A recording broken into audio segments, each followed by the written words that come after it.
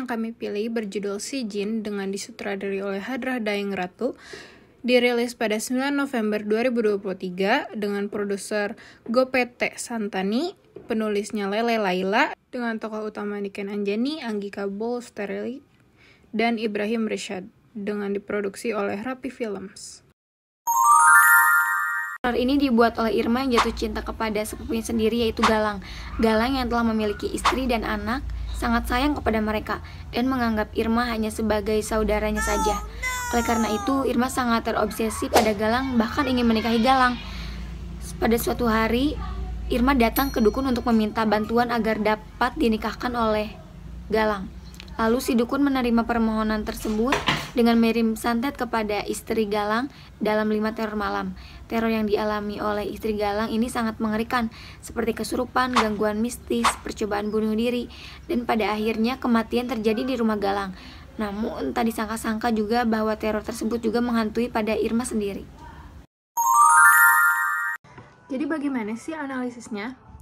Jadi analisisnya di film ini itu mengandung takhayul dengan menggunakan sihir ilmu hitam atau mantra-mantra gaib yang melibatkan jin untuk mencelakai seseorang, dan juga menggunakan mantra dan objek seperti foto, rambut, dan tanah kuburan yang menjadi penghubung antara dunia kita dengan dunia gaib.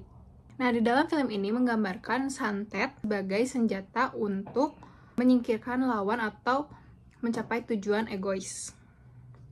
Nah, di film Si Jin ini, di mana si Irma yang menginginkan Galang, dia itu menggunakan ilmu santet, atau dia menggunakan santet untuk menyingkirkan istrinya Galang, yaitu Nisa. Nah, ini tuh merupakan tahayul ya teman-teman. Kenapa? Karena tidak ada bukti ilmiah yang mendukung aktivitas santet ini.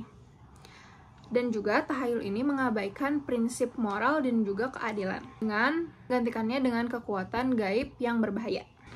Nah, Irma ini percaya kalau dukun itu dapat membantu dia untuk mengirimkan santet kepada Nisa. Nah, kepercayaan kepada dukun inilah yang dapat mengabaikan peran Allah Subhanahu wa Ta'ala sebagai satu-satunya sumber kekuatan dan mengandalkan kekuatan manusia yang terbatas.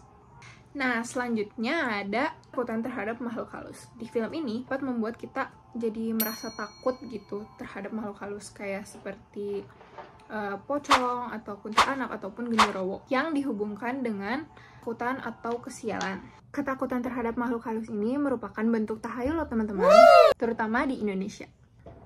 Kenapa?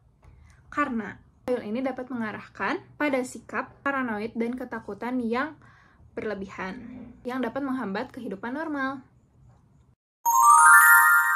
Elemen kufarat dalam film ini ada ritual santet yang melibatkan penggunaan hewan, mantra, dan benda-benda tertentu.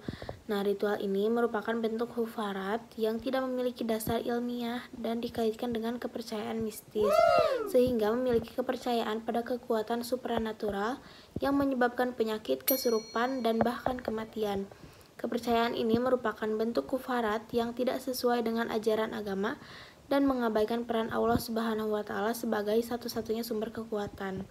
Kufarat ini dapat mengarah pada kepanikan dan ketakutan yang tidak berdasar, serta menghambat akal sehat dan mendorong perilaku irasional.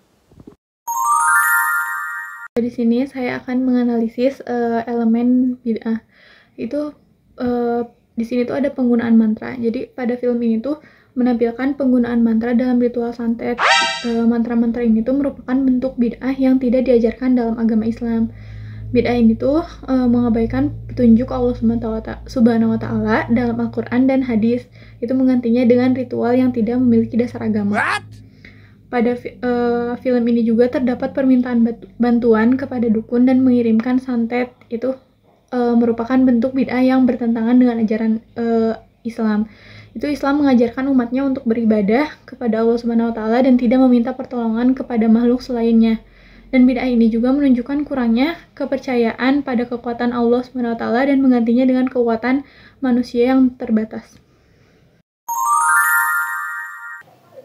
Rekomendasi film ini yaitu perlu untuk dikaji lebih lanjut untuk mengidentifikasi dampak negatifnya terhadap penonton, terutama dalam hal mempromosikan elemen yang memiliki tahayul, bid'ah dan hurafat, dan kepercayaan pada hal-hal yang tidak berdasar. Dan film ini juga perlu untuk diimbangi dengan pesan-pesan positif yang mengajarkan tentang nilai-nilai moral, agama, dan keadilan. Besar, maka Allah Subhanahu wa Ta'ala mengatakan penjara tempatnya, azab yang pedih. Allah Subhanahu wa Ta'ala berfirman, jangan sekali-kali curang, karena sesungguhnya kitab orang durhaka ada di dalam sijil. Dari sekian banyak jinja, ada satu suku jin, Anzar, yang paling terkenal membenci umat muslim.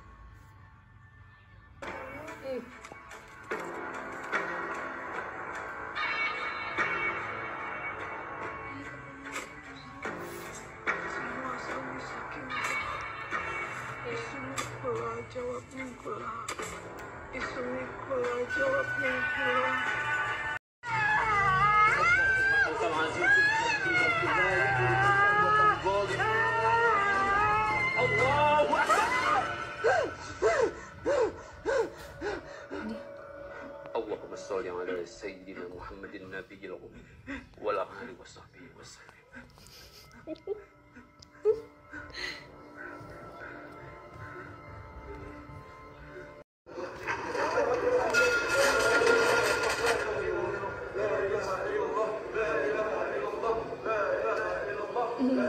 Assalatu wassalamu alayka ya sayyidi ya Rasulullah.